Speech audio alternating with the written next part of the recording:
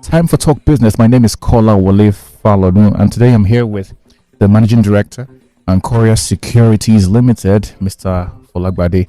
Good to have you. Welcome, sir. Thank you very much, Lagos. Good afternoon, and it's nice to be back. It's been a while. Actually, it's been a while. Yeah. I think, as usual, would love to get filled in on what's been happening so far today. Awesome. I think, again, interesting times. Really, the markets, as it is, May was a very, very interesting time when looking at the markets. As of last week, we had a situation whereby I think for 3 or 4 consecutive sessions, the market was going down. Now, there's a little bit of context and what people are saying is potentially causing the correction. One school of thought is saying, okay, it's just a mild market correction. Everything can't continue to go up. Earnings season is more or less all but over. No more corporate declaration. So everybody thinks at this point any kind of volatility has already been priced in, and people are just taking profits. Another school of thought is putting it out there, and it's a little more controversial, because if you look at it from a chronological standpoint, Monday was effectively the first day where we operated a T+1 cycle. Today, last week Monday. Yeah, last week Monday was effectively the first day. So I heard about the news though. Oh yeah. So from T+3 to we moved from T+3 to T+2 last year, and now we're at T+1. Okay. Yeah, which means basically if you issue a mandate to your stockbroker, you should effectively be able to get cash in your account and cash in hand T+1 the next day after trading, which is again moving in line with what the market is doing globally. But what is now driving a potential narrative of this is the major driver for markets downward movements is basically people who are of the opinion that there's a segment of the market which is institutional clients, foreign institutional clients to be precise, are stepping away from the markets just to see how well the market handles it from an operational standpoint, and to see if we are truly mature enough to be going through this change. Because one thing people don't realize is there are a lot of you don't realize it, but there's a lot of back office operational things that happen when the market is trading, and not just at the exchange or at the stockbrokers level, but also at the banks, at CBN. So one of the major things that drives foreign institutional investors and their ability to trade in the Nigerian space is their ability to access FX. So effectively, when they're trying to come into Nigeria, what they typically will do is to engage the global custodian or the commercial bank to engage CBN to say, look, I want to bring $100 million or $500 million into Nigeria, and I want you to give me the ability to exit at this certain FX rate, and then that is approved. That takes about 24 to 48 hours, depending on who you're talking to, sometimes with less than 24 hours. So now, because you now have a and when you had a T+2 cycle, you had the wiggle room to be able to process that on time. Now we're talking about the T+1, which effectively means all your operational processes from an foreign institutional standpoint has to be done same day. And for context, what makes it even worse is that you now also extended the trading time till 5 p.m. So which means you've given them a extremely shorter window to get things done. Because once you finish trading is when you know what your obligations are. To effectively say, okay, this is everything I bought, this is everything I've sold. Again, I'm trying to go to the nuance of issues and to see why people are saying that this is a narrative behind why the market is coming down. Effectively, once the process of getting this access to FX is done, and they can't get their money, allocated on time from the FX market, there's a risk to the foreign institutional. So basically, what everybody's now saying is that, look, foreign institutionals are basically trying to see how well the Nigerian market manages this very short time and window for them to be able to access FX and live through FX. So you're kind of like connecting the dots between this new development about the settlement window and then the market deepen. Yeah. So effectively, right, they're saying CBN banks will step away. Let's see how you guys play. Let's see if you can commit to the timelines of that you're giving to us, which is now super aggressively short. and see if you guys can actually pull it off. If you can't pull it off, then I mean, was that the way to go? Wouldn't it have been better if they had done some sort of stakeholder engagement. Yeah, or some sort of test the water, situation Test to see if it's going to work? Or did they make this decision because it felt like we had some sort of, tech shift in handling these issues? So beyond the fact that the overall global market, so if you're talking about India, you're talking about the New York Stock Exchange, you're talking about, I think, even London or somewhere in the Europe, EU as well. A lot of the countries are actually, and a lot of the markets are actually moving to T+1. So it's not out of place. But were there stakeholders engagement? Oh, yes, definitely.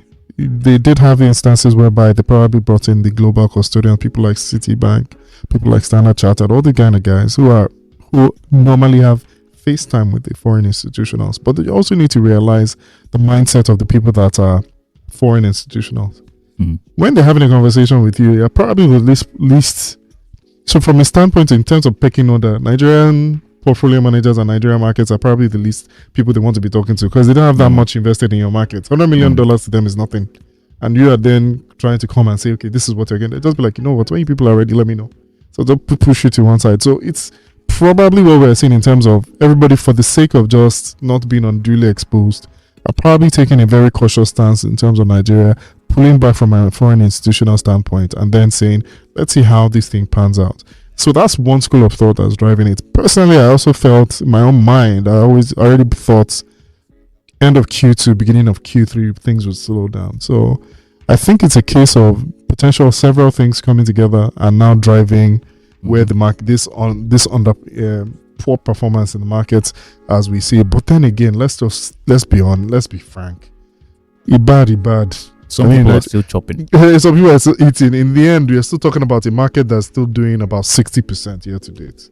That was as at, let's say, Friday. Because again, we haven't really seen what the market has done, but market seems to be up today.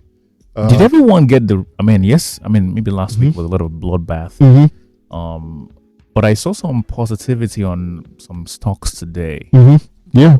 For today, how was the performance like? Oh yeah, so I think market was pretty up. I think, to be honest, some people are there was a slight reprieve in today's trading. But what I can see, market is up 0.38%. And in terms of value traded, and that's the first indicator I always look at. And then also what I then look at is the value traded. Value traded is almost coming to about 39 billion, but it's more like 29. 29 billion was traded today in today's, which is not huge, but it's actually not bad at all. So, which means people are kind of looking at and recognizing that, okay, there's some profit taking that's already happened over the past a good time to 3-4 days. Into the market. Yeah, so I think, again, some volatility is there. Again, people need to understand the market never goes up continuously and never goes down continuously. There will always be breaks and resets, and I think maybe this is another reset in its potential downward journey. That's my opinion anyway, but we'll see how that goes. In terms of how things fared from a, I think, banking standpoint, I think banking did just about 8.4 billion in value traded for today, in actual trading of today. And that's about 0.59% gaining. So which means everything in the banking sector, GT, Zenith, and all those other guys probably fared that way. So consumer goods also seem to have gained just by 0.1%, if I'm correct. Yes, and also the growth board itself, which is where things like the initiates, things like Zikish, all this type of fringe frontier stocks are also coming back. It seems to also have gained 0.25%. I think the major thing that may have lost would have been, I think the industrial, which is where petroleum, all the Seplat, all the Total, all the Aradels, and I think Aradel was a major, was also a major turnaround story in today's market. Yeah, because this one I flashed on because I was checking my dashboard and I saw that because it's on my wish list as well, and I hold I hold some of it from last week. Yeah. So again, about 1.15% today. Yeah. To close at, let me just get that. Again, you need to realize that normally the thing has changed. And to be honest, looking at it, not just 1.15, there are a lot of trades that happen in Iredell today, quite a bit. 2,353 trades in there, and that stock alone.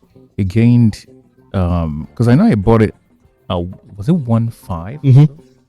Yeah, about 1.580 or so. Yeah, 1.580 a few days ago. And this is, I think, to be honest, it majorly traded at 1,768. So yeah, you're probably still in the money. Still in the money. Not bad, not bad. Well done. Oh well. And I announced that I'd moved to the Anchoria, platform. So how's that going? Let me. I mean, that was one of the first few equities that I bought. What position? So hey. So good omen. Keep it going. Good omen. So what it basically means, I have to keep you happy. If not, my market has finished. But ultimately, yeah, I think, to be honest, interesting times. It would be good to see how market fares throughout the rest of the week. Generally speaking, looking at the month of May, looking at the fact that May has actually ended now, I'm just doing a cursory review of how things fared. I think the top gainers for me, even if we're doing a rundown, Burger Paints gained about 80% in the month of May, 80.55%. Mm-hmm. International Energy Insurance, which is also an insurance company, gained 64.36%, and I think they're already doing capital raise at the moment. I think you can probably buy those shares if you want to, and I think it's actually doing a good discount to market if you're looking at going into that kind of position. FTN Cocoa, APC, Zikish. Ultimately, I have to always talk about Zikish. Zikish gained 51.52%. And I think I've been hearing about Zikish a lot lately. Oh, interesting. Why do you say that? I think you're like the third person mentioning the Zikish. But I have to talk about it. Levinas mentioned Zikish. Yeah, obviously, because we brought it to the market, so obviously we'll be talking. It's like a baby. It is when we watch it. Are you hawking them? Are we what? Are you hawking Zikish? I'm not hawking. I cannot confirm or deny anything. But it's also one of those growth stories. One is able to look at and be happy to, because again, as part of the process of bringing it to the market, one goes to the farms. Again, they carried me to the farm. They carried me inside. To all those kind of places that you go and get kidnapped. Excuse me, no pun intended. But yeah, just a slight joke there. Yeah. But it's good to see those kind fundamentally, I mean, a lot of people are beginning to gain more interest. Oh yeah, and it's coming to the market. The company is coming to market to raise, and I think it was one of those things that happened as part of the one of those realizations the company had as part of the time money was suspended. I think it was in February period, was that again the stock was not liquid enough. So they ultimately, one of the things that I think they realized on the back of that event was that they were going to issue more shares, which is why they're raising additional capital. Now, again, we've gone through the gainers for the whole of May. Now let's look at the losers for the whole of May. The whole of May, I think the worst performing stock in the entire May cycle was NACO. NACO lost about 26.55%. Pretty, but that is not so bad considering it's just 26. Also hearing gainers gain 80%. You have the worst loser losing just 26. NCR also lost 18.99%. Gainers lost 18.99% in the whole month of May. Trans Express also lost about 17, and it goes on and on and on. MTN also lost about 10%, 10.38%. Again, I think probably one of those stocks that everybody needs to be looking and paying attention and to say, hey, what's the true value of this company? Again, a lot of people have quite a bit of interest in MTN.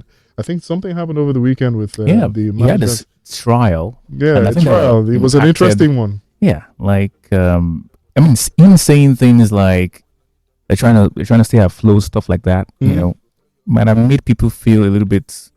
I get what you mean with this company. I don't know, but I also looked at it from a standpoint of I like the fact that they could come out and engage that way, especially when he started clarifying around things like people's expectations around unlimited bundles.